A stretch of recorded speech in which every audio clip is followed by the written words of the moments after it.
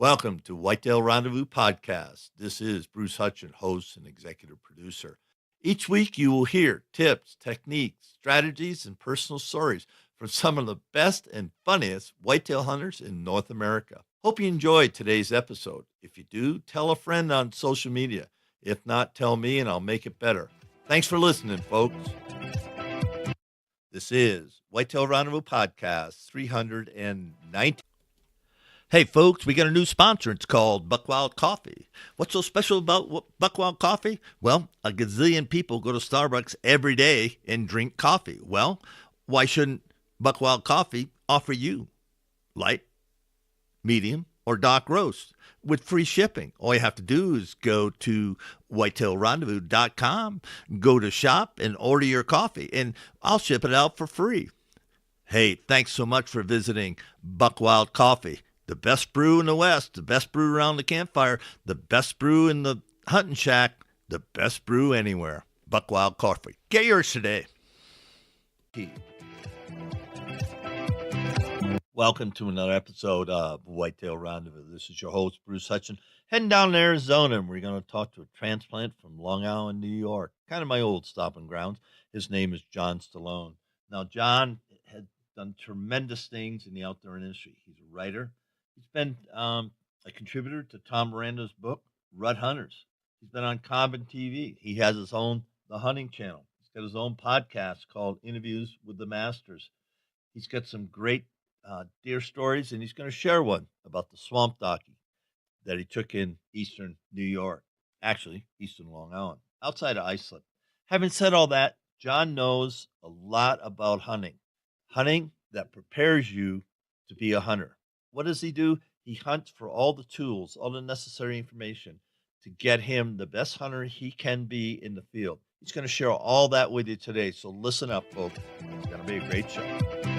Welcome to an exciting interview. I don't say that a lot, but it is exciting. And it's a privilege to have John Stallone on. Who is John Stallone? Well, he's host of Days in the Wild TV. Also, Interview with the Hunting Masters podcast. John, welcome to the show. How you doing, Bruce? Well, I'm excited to have you on because you've done so much ever since you left. What was it, New Jersey or Massachusetts? New York. It was New York, and you kind of headed west, and I did too, and I never looked back. So, how did you get out west? I really didn't have much of a choice. I was 16 when my parents moved me out to Arizona. They were just searching for a better quality of life with not such a high cost of living. And I had a cousin that already had moved out here. And so it was, seemed like a likely move to come out here. Everybody was going to Florida at the time. So it was just one of those things. Yeah. And, so you're 16, you're coming out of New York City. Were you in the boroughs of New York, or were you upstate? Where were you? At the time, I lived in Long Island. I was born in Brooklyn. I lived in Brooklyn until I was about 8, and then from 8 to 16, I lived out in West Islip, which is Suffolk County. Yeah, in the warm-up or last time we chat, I came from Massapequa, Long Island, right, which is, very close. Yeah, very close. So, folks, you're getting 2 New Yorkers. John sounds like a New Yorker. I don't. I've been gone for way too long. You think about how we get started, and there you are, 16 years old in Arizona. What trip? Hey, Bruce, I'm gonna put you on hold for 1 second. I'm just gonna shut my dogs up because I hear them. That's good. Hold on 1 second. Real people in real places, folks, and I'm gonna give a shout out right now to Trees and Camo, and Kenny Maynard just sent me a T-shirt from Warriors in the Woods, and he's supporting that. So some props to Kenny Maynard. And all right, Warriors sorry about that. Woods. And John's back, so I'm going to cut that little promo off. And thanks so much to Trees and Camel for supporting a lot of our veterans throughout North America. Let's get back with John Stallone. And John, so there you are in Arizona. I don't know how much hunting you did in Islip, maybe some duck hunting, maybe some fishing, stripers and blues, and maybe some, brook trout or trout fishing. But, where did this hunting, passion come from? My dad and my uncles, really, I started really, really young. I started accompanying them in the field, from like 4 years of age. My dad actually like helped me hold his or made me hold his gun with him when he shot a deer. Like I was like 5 years old. Admittedly, it probably wasn't the smartest thing to do because I made me gun shy for a long time because it was a Marlin 35 and it kicked like a mule. So that's kind of rough on a little kid. I don't recommend that. But despite that incident, I'd had hunted my whole life. And in Long Island, I bow hunted for deer and still do to this day.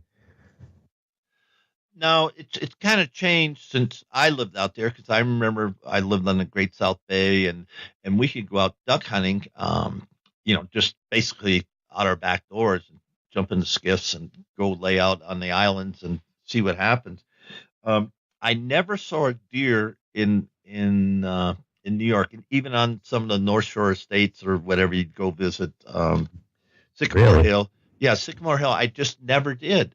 And Oh, there's so many, and the population's gotten, it's exploded since I was a kid. But yeah, when I was a kid, we used to go to Fire Island and go to Robin Moses Beach, and there's deer all over the place. But out east in the Hamptons, there's always been deer. All the way out to Montauk was a great place to go hunting, and still is to this day. I mean, as long as you can, it's kind of you have to fight tooth and nail to get on the public ground.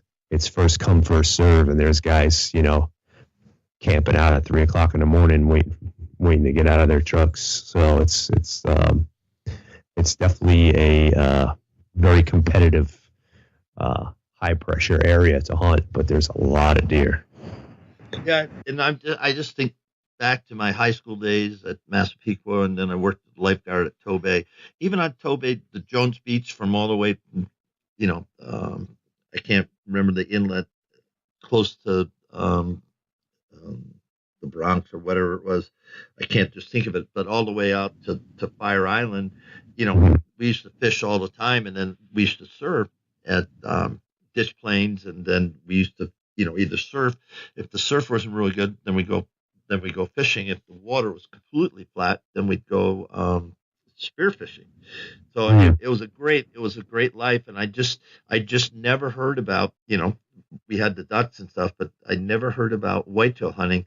And this is back in the '60s, so maybe Okay. there weren't a lot of guys doing it at that time. I'm just trying to think, why didn't know deer were there? Because I didn't know deer were there, and I didn't see my first buck till 1966 out in Wisconsin.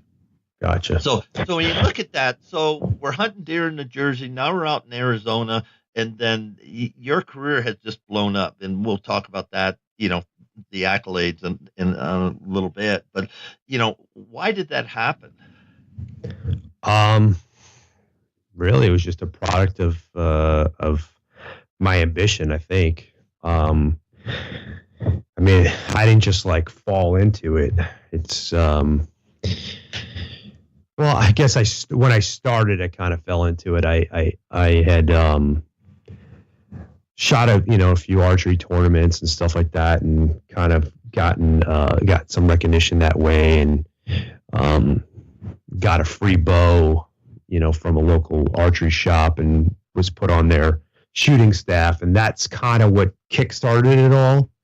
And then, it's just like anything else, you get locally famous, within your peer group, and people start recognizing that you're, killing a lot of bucks and doing stuff that they're not doing. So they start coming to you, and I was always want to share my knowledge or my experiences with people. So it just kind of grew from there. I saw the business end of it in like 2004 when I started the Hunting Channel Online. That kind of came out of a want to see. At the time, I was living here in Arizona. I couldn't watch hunting TV on a regular basis because I had Cox Cable, and the only people that had, at the time it was like Versus TV, and then you got a little bit on Saturday mornings from Fox Sports or ESPN. So I wanted to develop something that was, 24/7 hunting. And that's why I brought it online. We were the first online, TV show network. I think not just in hunting, but all around. And I might be wrong on that, but it's for sure hunting. There's been a lot that came after us, but we've been the longest running, and we were the biggest at one point. I don't know if we are anymore, but yeah. So that's kind of where the business end came from that, and just out of working to promote that, as a byproduct, I promoted myself, and I started my own TV show 13 years ago, and again was used as a tool to try to promote the hunting channel online, and that became bigger than the hunting channel itself at one point, and just kind of spiraled from there. Why don't we give the listeners a list of where they should go to see the best of John Stallone? Honestly, probably the best places to find a lot of my work is on YouTube. It's the only free place that you can go look at it.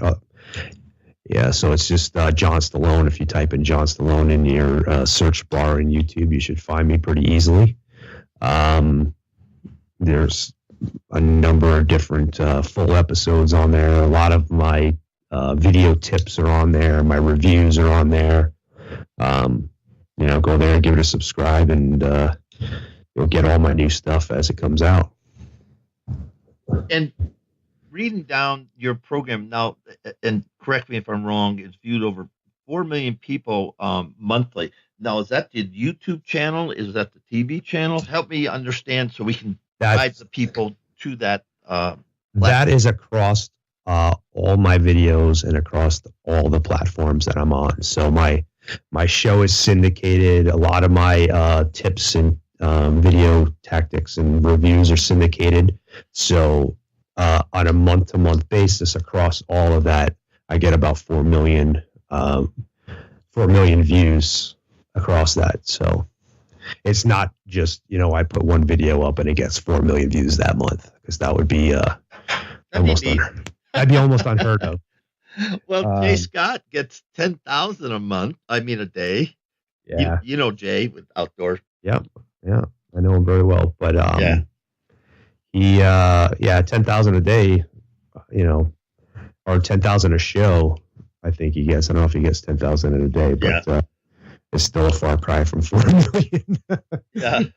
Well, no, because he does a million, and he's been mentoring me and helping me, grow Whitetail Rendezvous and looking into our media group, and I'm doing some writing. I wrote for Go Hunt and did some writing for them, and that's kind of sort of where we're going, with the podcast is, keeping good people like you, getting interesting people on you, and then developing some content, and then getting out there. And it's just this interesting journey. I guess that's the best thing I can say. Yeah, for sure. Because it hasn't, and I'll share this. Just because you're a podcaster, just because you're a writer, just because you have a hunting channel, doesn't mean you're going to make a whole lot of money, because it's a business. And just spend a couple of minutes on, for the people saying, oh man, I want to be the next John Stallone, or I want to do this. 4 million of anything's a lot, blah, blah, blah. Yep. And, they get all glassy eyed and deer in the headlights, but give them some reality. Let's have a dose of reality. A dose of reality is 90% of the people on TV don't make money. They barely break even. It's a really crappy business model, and it's a crappy business model because of the networks. There are guys that do make money, but mostly everybody has a day job also. I myself have a day job. I build and remodel swimming pools, and we service swimming pools here in Arizona. And if I didn't have that, I wouldn't be able to feed my family. because the reality of it is, I'll make $50,000-$60,000 a year in hunting, and I'll spend $50,000-$60,000 a year in hunting. So it's one of those things. I always tell people, if you want to hunt more, find a job or a career like I've done that gives you passive income and gives you the freedom to do what you want, and a salary that can support your habits. So, yeah, that being said, don't want to crush anybody's hopes and dreams. In this day with the social media and internet being the way it is, everybody's trying to be famous. Everybody's trying to be recognized, even if they don't have anything. And it's kind of propelled the industry in a lot of ways, which is great. But in a lot of ways, it's also watered down. So me making a post or something on Facebook holds a lot less weight now because of the way things are. Because everybody's just hitting like and commenting. Not everybody, I shouldn't say everybody. A lot of people are doing that just so they can further along their career, so to speak. Everybody wants to be a pro staff and so on and so forth. And that's great. In a lot of ways, like I said, it's helped the industry, but at the same time, it's kind of it's hurt it a little bit too. It's created a lot of keyboard experts and a lot of things where people can't really trust where their info is coming from. Yeah, and that's interesting. I had two guys last week, in fact, share with me. One was Garrett Rowe from Heads Up Decoy out in Kansas. Hey, Kansas. And shout out for you, Garrett. And, he said one thing he likes about Whitetail Rendezvous, and I'm going to ask you to, throw in your 2 cents. He said it's about real people in real places. And there's really not a lot of hype that comes out of this because, one, at my age, I've been blessed, fortunate to hunt, all over North America. And so I'm looking now, okay, how can I bring the knowledge from John Stallone? How can I get that to the people? How can I give them some insights, what it takes to be in the industry? And we'll talk about whitetail hunting in a little bit. But when you look at that, yeah, I've got to make some money in this because I've worked 2 years and we're at the point now I've got enough recognition and stuff. I think that will happen in the next 6 months. At least I'm hoping for it. Because I want to go to Africa, John. I really do. I don't know if you've been to Africa. No, I have not. Because that's a 10 grand bill at least. Oh, at the very least. That's before you start shipping heads back over and everything else. Yeah. Oh, and I've got a situation. I know where my kudu's going, and I know where my Cape Buffalo is going. You guys spot picked out for it already? I do. I actually do. And my sheep and my mountain goat, the two white critters, they're up in the wall already, and I got a place left and right of them for the kudu and the Cape Buffalo. Nice. And my whitetails are down in the antelope, and all the rest are down in the rec room. But my wife says, you only got a couple more places. Yeah. My wife keeps threatening me with getting a bigger house. It's like, if you want to put more mounts in here, we need a bigger house. Yeah, and guys have trophy rooms, and we know all about that. I've seen some ungodly trophy rooms. It's big. Trophy room's bigger than the guy's house, but it's got full mount giraffes. Yeah, it's crazy. All that kind of. So we're digressing, but let's switch it back. To whitetails, and talk about your whitetail slam. What does that mean?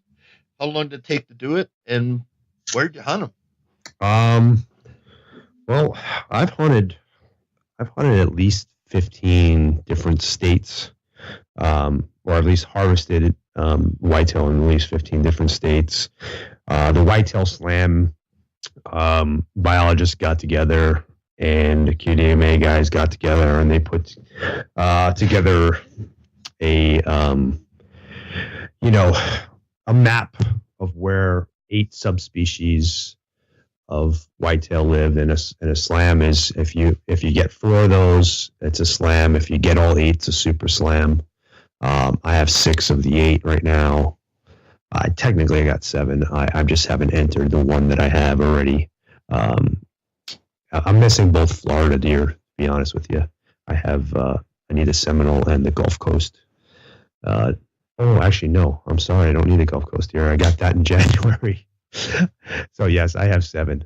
I shot. Now, is there Keys deer? Can you hunt Keys deer down in Florida? No, you cannot. They exist, though, yes, right? they do. But, yeah, there's no hunting season for them. They're protected. So, so let's just go through the 8. So you have the whitetails up in Maine. Is that a subspecies? Yeah, there's as a matter of fact, I'll pull up the map real quick. So sure, it's let's see here. Basically, you got your Coues deer. That's in Arizona, New Mexico, and a little piece of Texas. Sorry, that was loud. You have your northern, which is like your New York, Michigan, Wisconsin. You have the Dakota whitetail, which is like Montana, North Dakota, South Dakota. You have the southeastern whitetail, which is like Virginia, North Carolina, South Carolina, Georgia, Kentucky, Tennessee. The Gulf Coast, which is like Louisiana, part of Florida, basically the whole rim of the Gulf Coast right there. And then you got your South Central Plains, which is like Texas, Oklahoma. What else is Arkansas, I think, in there? And then you got the Northwestern whitetail, which is like Oregon and Idaho and Washington. And, it goes up into the channel. No. They call it, no, different than the blacktail? No, this is the whitetail that occupy that. The blacktail are actually, or blacktail, it's a different deer completely. Blacktail are more closely related to mule deer. Okay, so the different genus, species, phylum, yep. All that. Mm-hmm. Okay. Absolutely. So, yeah, that's the... I got 7. Did I miss one? Oh, maybe. I don't know. I'm... How about Canadian buck? Oh, and then the other one in Florida. Yeah, Canadian bucks are in that Dakota. Okay. Well, it's not true. I mean, if you get them in like Ontario and stuff, they're part of that northeastern North Woodlands whitetail. There's like the New York and Michigan and stuff like that. And then the last is the Seminole buck, which is the rest of Florida. That's not on the Gulf Coast. Right. So, yeah. Wow, that, the guy could take a lifetime, but with you could do that in a year if you really wanted to, with a realistic plan, yeah. If you had the right guides, I don't know if it'd be hard doing it DIY in a year, unless you really knew a lot of people, because you're running and gunning. Yeah. I mean, literally, you're in your car.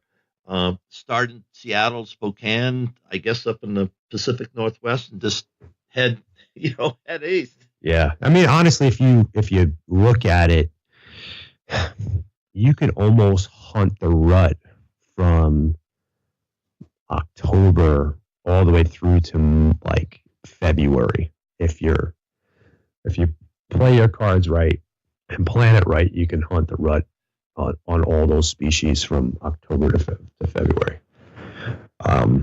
There's actually deer in Florida that begin rutting in like July or something crazy like that. They got a very broad spectrum of rut down there. But anyhow, the aside from the one I shot in Texas, because there's almost no public land in Texas. It was all DIY and on public lands. So people, it is possible. Yep. There is enough public land. I've spent some time. I live in Colorado. I've spent some time starting to know some ranchers in Kansas, western Kansas, and the deer are there. And this is public land. This isn't going on the guy's ranch and paying him a couple bucks for leasing. This is public land. Hunting. So, and I know Wisconsin has tons of it. I know Iowa has tons with it. I have not hunted Illinois, so I can't speak to that. But Illinois has quite a bit. A lot of yeah, and you talk WMAs. about yeah, and you talk about Missouri. So if you're serious about this and say, hey, I have the time and I can hunt here to go back to work, hunt here, because in the Midwest you can get any place pretty much overnight. Mm-hmm. You really can. Out west it's a little bit different. Now, what do they call the Colorado bucks? Is that out of Dakota? Colorado has actually got technically 3 of the subspecies, depending on where you're at. If you're in the southeastern part of the state, you're part of that Central Plains. The north central gets that Dakota buck, and then the northwest corner is that the northwestern whitetail. Yeah, and just 2 cents on that. Colorado, isn't a traditional whitetail space, and they just pioneer, up the drainages. And we have whitetails over in Buena Vista, which sits about 8,000 feet, and they came up the Arkansas River because that, up by Leadville, that's the headwaters of the Arkansas, and so we have whitetails there, and the DNR is looking okay. If you want to hunt whitetails, hunt all you want, especially west of I-25, which goes north to south throughout the whole state. So there's plenty. What I'm saying, folks, there's plenty of opportunity to hunt whitetails on public ground in Colorado. In certain places, Eastern Plains along the Arkansas, it's going to be tough. Same thing the North Platte. There's some good. I used to hunt that public land up just below Sterling or northeast of Sterling. But anyway, it can be done. And is this part of the Whitetail Hunter's Blueprint, one of your books? I don't talk about the Slam very much. Actually, I wrote it before the Slam actually came out. So, the Whitetail Hunter's Blueprint is just that. It kind of gives you a blueprint to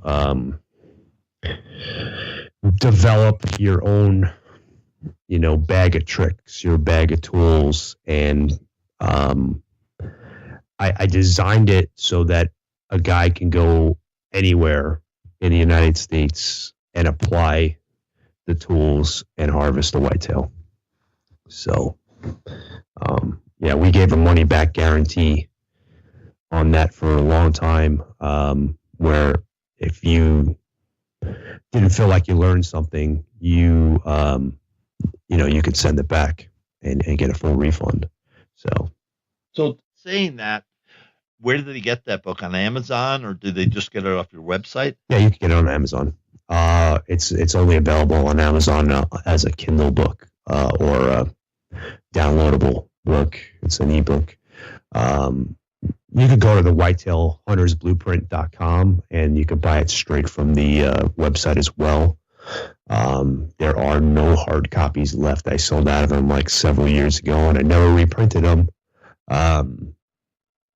Just because sales had dwindled towards the end there. It was real popular for the first 5 years, but I think people stopped reading. I think if people just want to see videos and listen to things. I thought about putting it as an audiobook. I felt like if I did that, it would definitely get some more traction. But there was a time we were, selling 5,000 copies a year. So sure. And what's the cost of it on digital? I believe it's $9. Okay. So it's pretty expensive. And say, take 3 things out of that book that everybody, no matter where they're hunting whitetails, should know. Well, I'm a big proponent of scent control, and I go heavy into that. And living it as a lifestyle, so to speak. So that's definitely something. Learning how to look at a map and read topography and vegetation type and stuff like that you're looking at if you're looking at an aerial, and how to decipher where is a good spot to hang stands or a good spot for, a ambush and so on and so forth. That's something I go over extensively. And I think it's one of the biggest keys to being successful throughout the United States, and not just area specific. And lastly, vocalizations, deer vocalizations and deer behavior. There's a lot of stuff that we go over in that book, and learning that, and I feel is a guy who knows his adversary better than the next guy is going to be the guy that's going to, be more successful. So, learn, even though whitetail's not your enemy, but it's know your enemy. Yes, he is. Know your enemy. So. I've had one buck kick my, so many times, and I'm so close. And maybe this year he'll make a mistake because he's getting older. Yeah. He's going to be 6.5 years old this year. Wow. And I always see him, but I don't see him where I can, harvest them. And, this isn't rifle hunting. This is bow hunting. And, I've done a lot of different things, but we're building a microplot.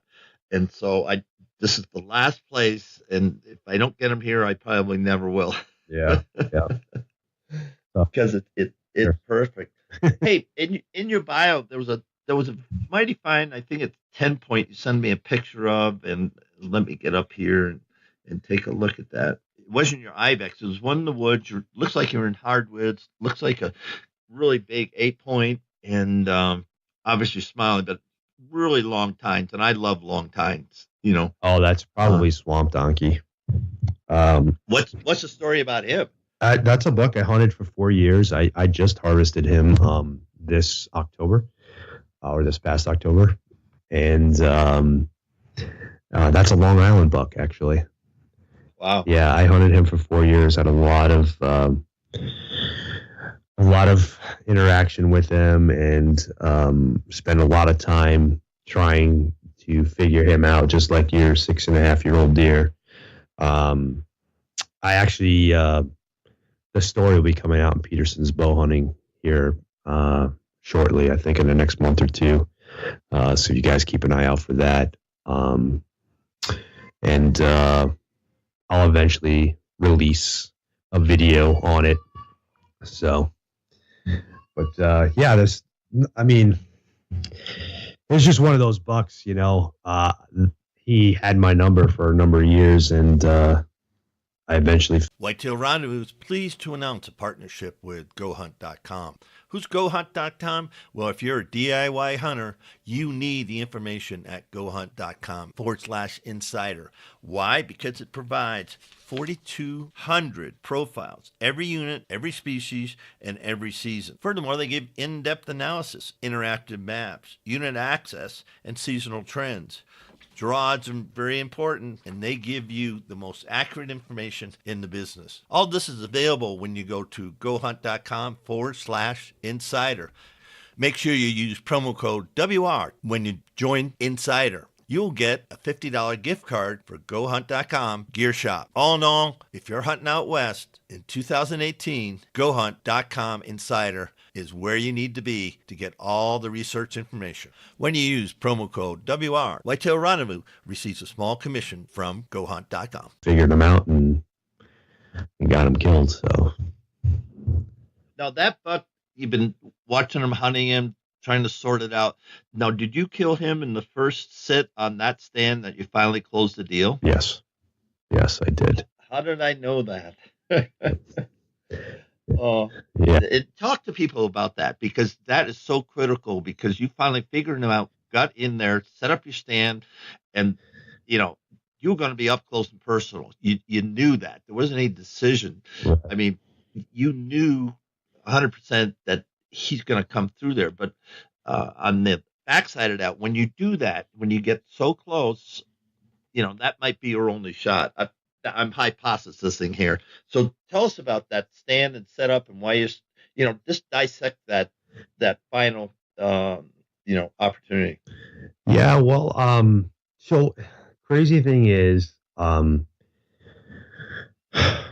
I had all this intel on him, between I didn't really run trail cameras over there because I mean I did a select few, but trail cameras in New York don't last very long if you leave them out there. So they get stolen, they get messed with very very quickly. But like I said, I had 4 years to kind of figure them out, and I was heading in to set up my stand, and I, I I I made a discovery. I saw this one rub, and it was just inside the brush line, and so I kind of picked up my binos and I looked down through the brush. I didn't want to go over there because I didn't want to spread my scent around, and I could see this little faint trail through the brush, and periodically every like 10 yards there was another rub, and the trees were broke over.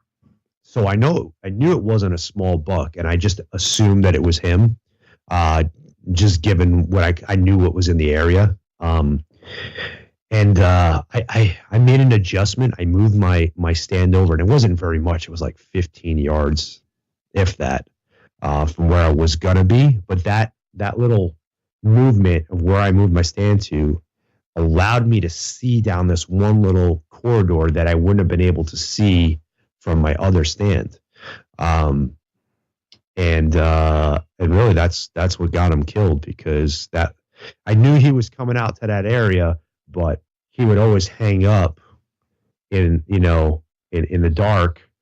And the other thing about it I figured out too was that if I try to go in there in the morning, I'd bust them out.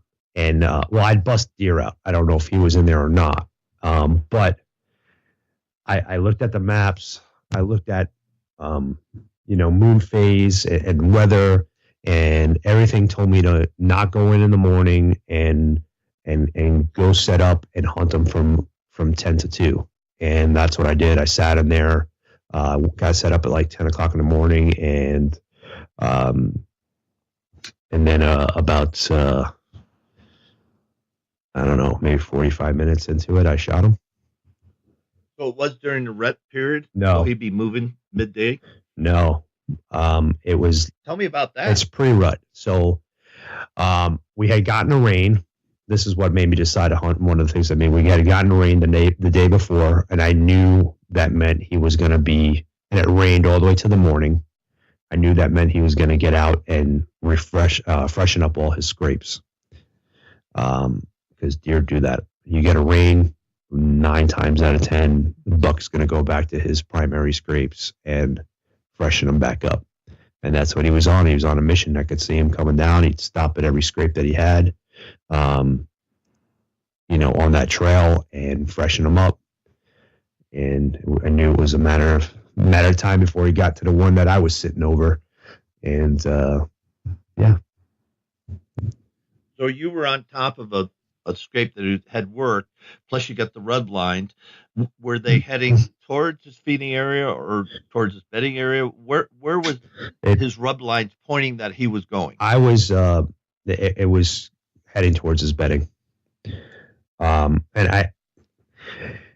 I basically was set up between 2 bedding areas. It's just a travel corridor that's between 2 swamps. He's not in there often. He's just in there to move back and forth.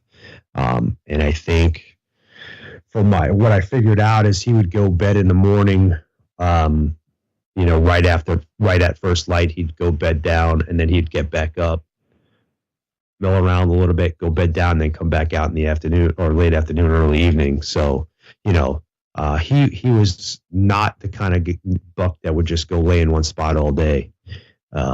He seemed to have multiple bed sites and at least move twice a day. So that's why I made the decision to hunt him like I did.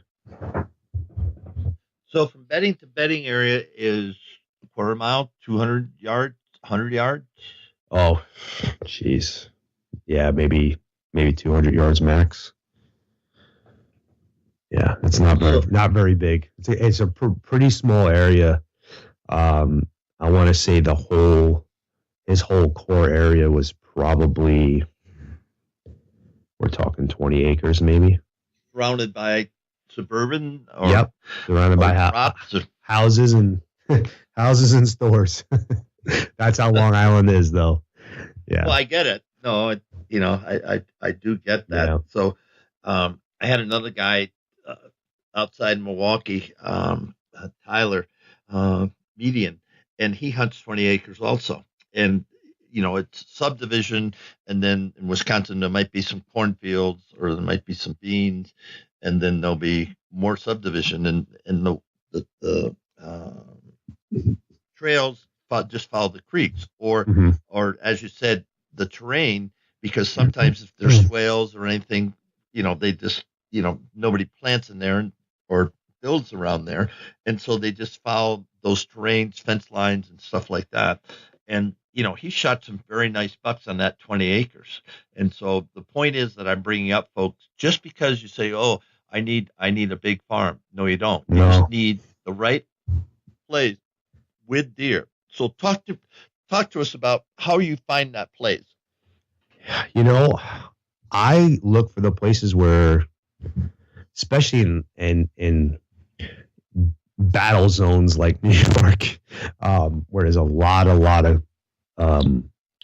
hunters per acreage, and even more so in Long Island. I look for those places that people wouldn't think to hunt in. People will say try to get away from people, get away from other hunters, and that's great.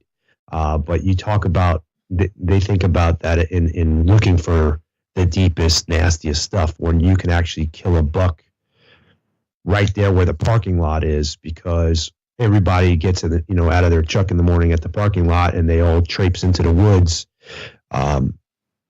with their flashlights and whatnot, and all those bucks move to that little 1 acre tract of trees that's right by the parking lot.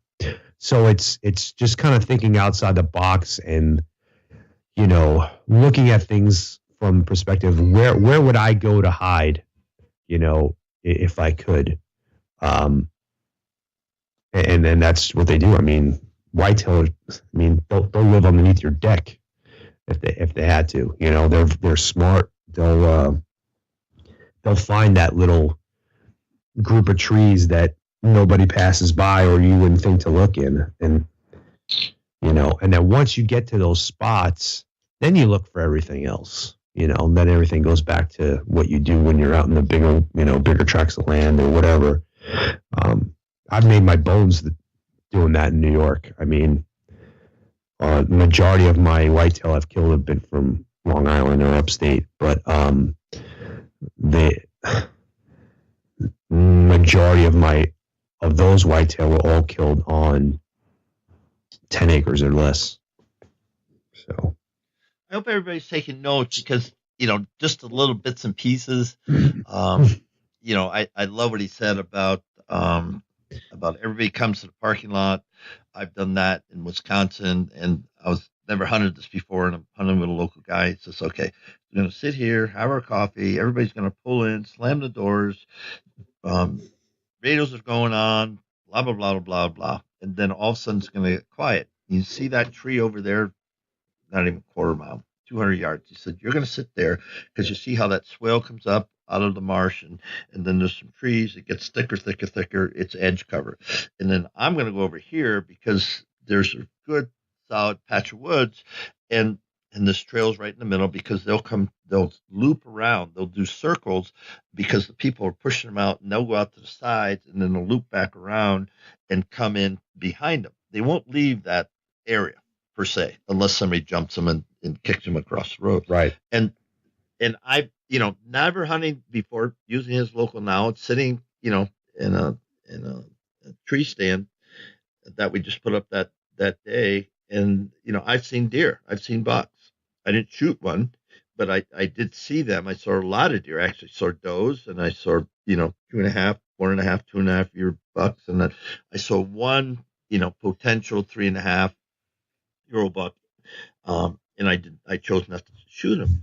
But it was just amazing because when the sun comes up and everything starts, the birds are chirping, the squirrels are racing around, everybody's working. All of a sudden, you'll hear, just a little rustling, and you know exactly what's happening.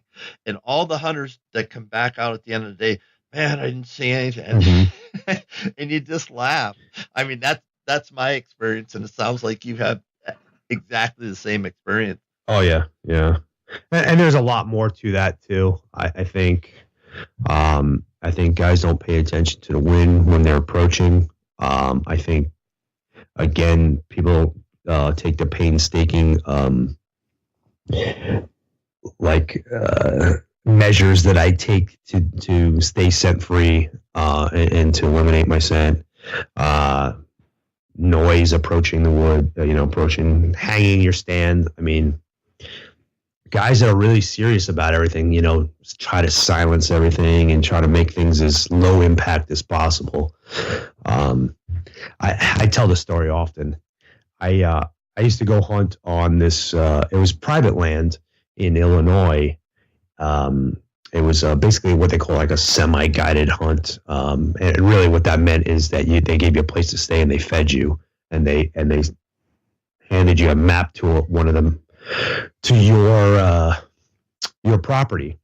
So I went there for a couple of years, and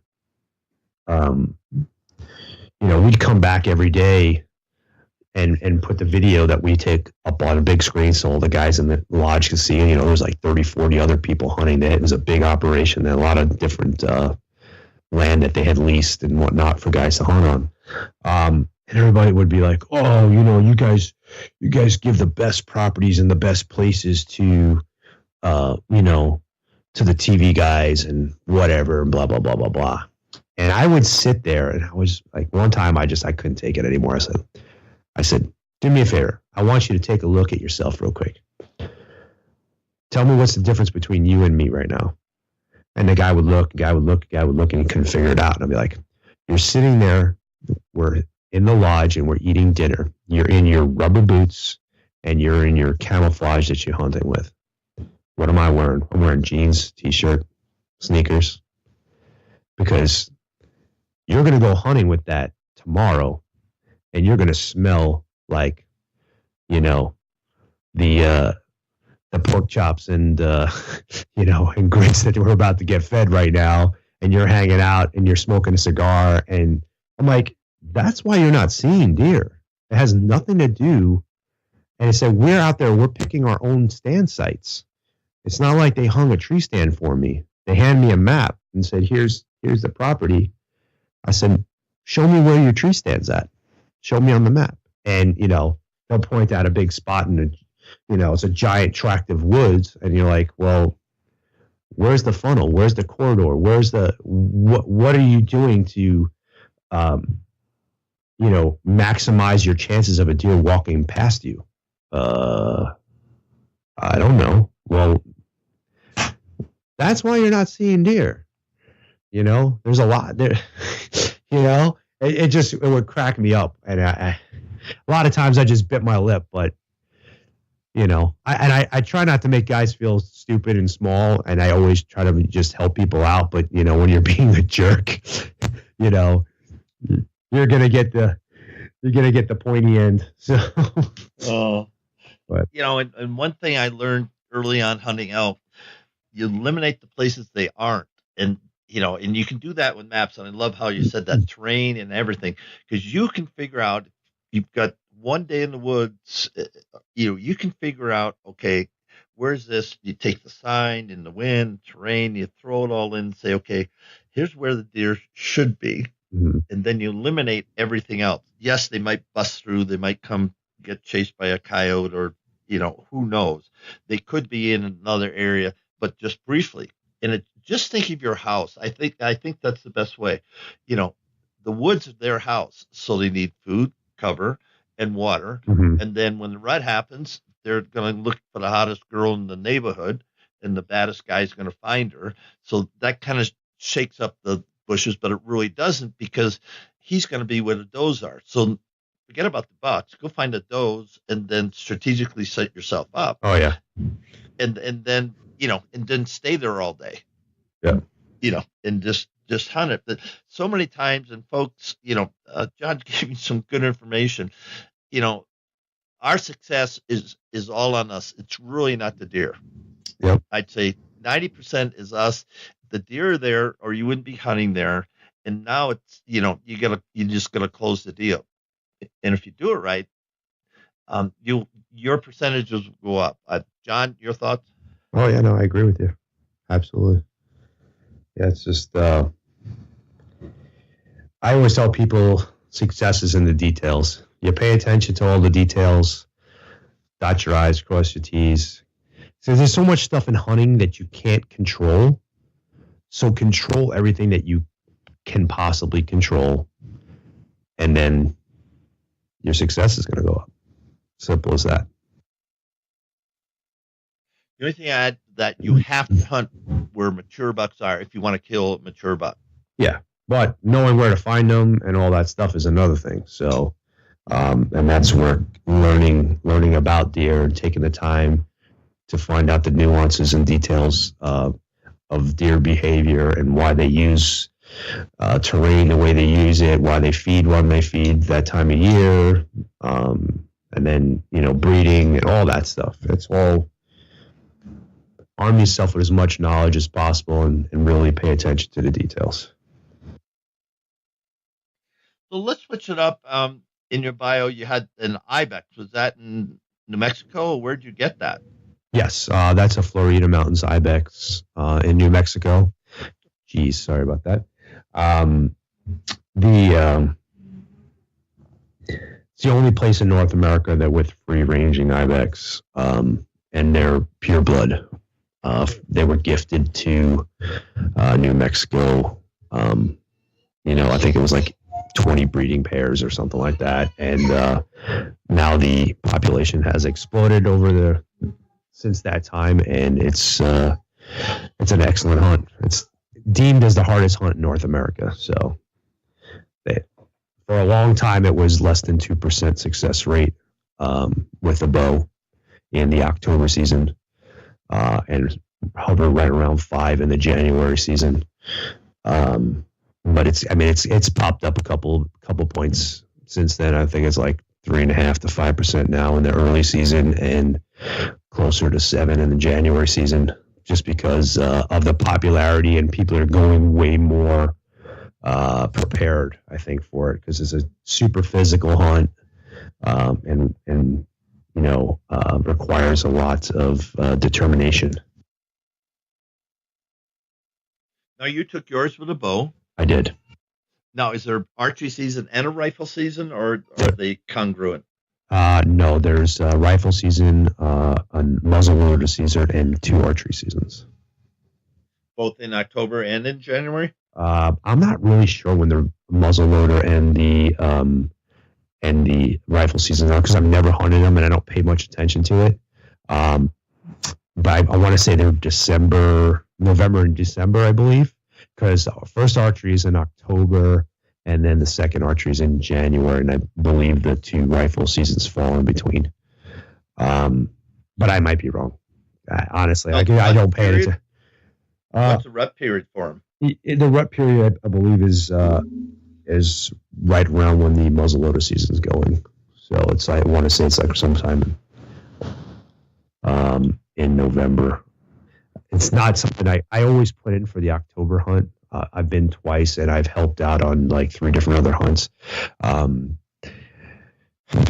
And being in the rut doesn't help your chances any, other than seeing more bigger billies. But they don't get stupid or anything like that, like deer and elk do or antelope do. They doesn't make them any easier to hunt, I think, in the rut, from what I understand. So again, it's not something I put a lot of weight onto, try to figure them out. They're not terribly difficult to find because there's a lot of them. If you know how to glass and you have good optics, it's pretty easy to find. It's just getting close enough to kill them with a bow. I don't think it would be a very terribly difficult hunt for a guy who is in good shape. to kill with a rifle. I believe the rifle hunts are almost like 100% success rate. So to give you an idea, it goes from single digits to almost 100%. Um, as long as you can shoot a few hundred yards, I don't feel that they're terribly difficult to get within 300-400 yards. I spent a lot of time 100 yards from ibex, wishing I had a rifle. And it's just getting into bow range is really difficult on them. They're super spooky, super athletic, and they're usually in big groups. A lot of eyes to fool. So, but you got it done. I did. I almost got it done a second time too. You got it done. So, just Western hunting, and I've been telling my friends in Wisconsin, long range scouting could be a really good friend in Wisconsin. Now it's mandatory on this ibex hunt. You got to have good optics, and you got to have a team that's spotting, because you can't, 10 hours a day just trying to find them up in the crags and up in the cliffs and in the terrain. They're difficult to find because they blend in, right? Right. Well, I mean, could you do it by yourself? Absolutely. There's guys that do it by themselves all the time. Here's the thing, though. It's a game of numbers, so to speak. So the more stalks you get, eventually, hopefully they'll make a mistake and you'll do the right thing and you'll get one.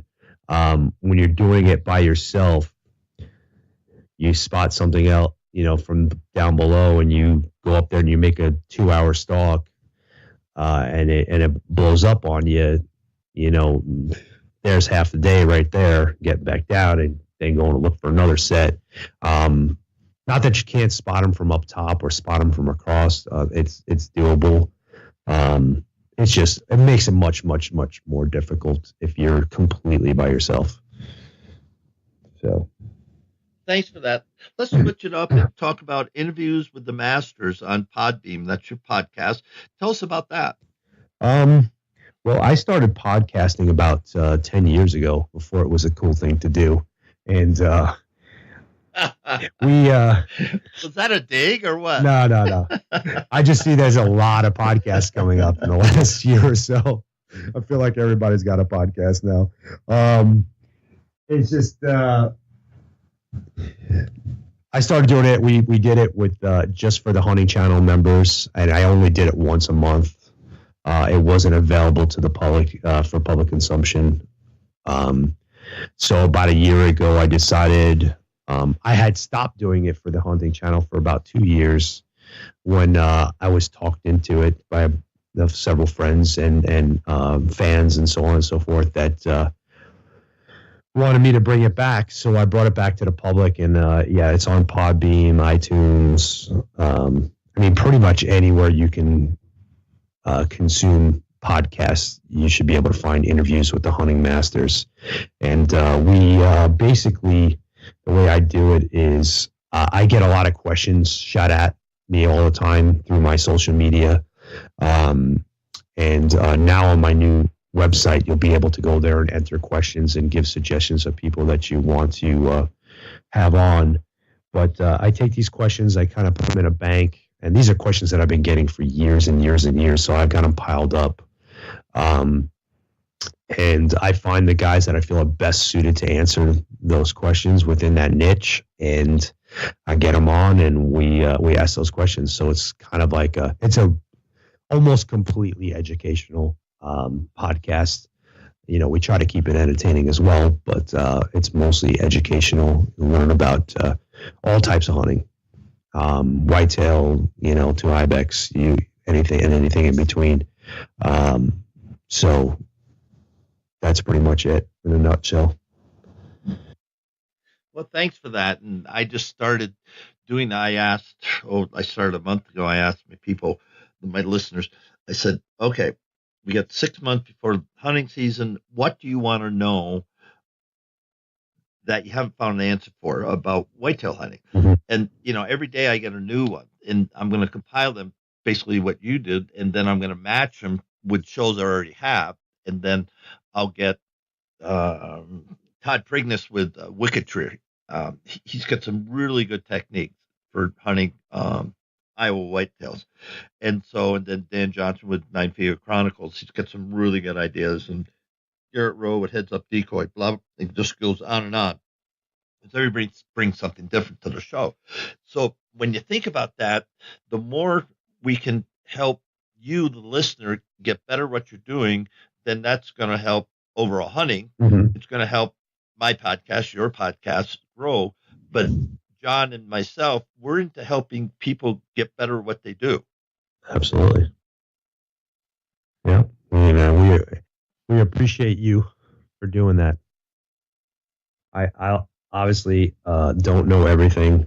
That's the other reason why I like to do my podcast, is because I learn a lot of stuff that improves my own hunting from these guys that are, better at me at that specific species and that specific area and that specific tile. Anybody who thinks they know everything is not gonna be very successful. I won't use the S word, but yeah. We'll move on from that. Thank you very much. Well, I hate to say this. We've gone an hour, and I think this is a great segue into giving some shout outs. I know you've done wrote some work with Tom Miranda. You're a big fan of QDMA. You're a certified deer steward. Why don't you tell the folks just about what that is? Because some of our listeners should start embracing QDMA in their certified deer steward program. Yeah, if you're serious about managing your property, it's definitely a course. They have a Steward 1 and Steward 2. You just contact QDMA and they'll be able to give you the details on that. But it's I think, imperative for somebody who really wants to be able to manage their property and manage their deer effectively. So, and you just go to QDMA.com or look up Kip Adams, Lindsey Thomas, Brian. What's Brian's last name? The executive director. Oh, I can't think of his name right now. Yeah. Anyway, just look up Brian. He runs the thing. But if you're serious about it, go to the people that already have the tools. You don't have to relearn anything. They're not selling anything. They're an educational research, heavy in the analysis and what it takes to grow a good deer herd. Yep. That's what QDMA does better than anybody in the thing. So with that being said, give some shout outs and then we're going to call it a show, John. Well, I guess if you guys are interested in finding out more about me, I have my blog on WordPress. I do a lot of articles on there. You can check out my YouTube channel that we talked about earlier, or catch me on Facebook, John Stallone, or my Instagram at John Stallone. Pretty much from there, they're hubs for everything else I'm doing. I got my hands in so many things. I could sit here for another 10, 15 minutes telling you where to go. But those are probably the best places, YouTube, and of course my podcast, which we talked about already. So, on behalf of thousands of listeners who, when you listen to the show, again, I'm going to have to, when I edit it, I'm going to say, folks, just get a pencil and paper out, because there's going to be some nuggets, shared by John. And if you're not listening for him, they're going to go right over your head. But John knows it. He lives it. He teaches it. He shares it. And it's just been a pleasure to have you as a guest on Whitetail Rendezvous. Thank you for having me. I appreciate it. Always fun to shoot the shit, so to speak, without hunting. So you got that. Hey, folks, we got a new sponsor. It's called Buckwild Coffee. What's so special about Buckwild Coffee? Well, a gazillion people go to Starbucks every day and drink coffee. Well, why shouldn't Buckwild Coffee offer you light, medium, or dark roast with free shipping? All you have to do is go to whitetailrendezvous.com, go to shop, and order your coffee, and I'll ship it out for free. Hey, thanks so much for visiting Buckwild Coffee. The best brew in the West, the best brew around the campfire, the best brew in the hunting shack, the best brew anywhere. Buckwild Coffee. Get yours today. All right. I have to bleep that one out for me. All right, Bruce. Have a good one. Hey, we got a great episode coming up. Why is it great? Because we got Jesse Paulson of Wilderness Athlete and Nick Lappy from Pit to Hunt. Thanks for joining us. Be sure to tune in tomorrow for another episode of Whitetail Rendezvous, where you can listen and learn from the experts so you can be more successful on your next hunt. Until next time, listen, learn, and succeed.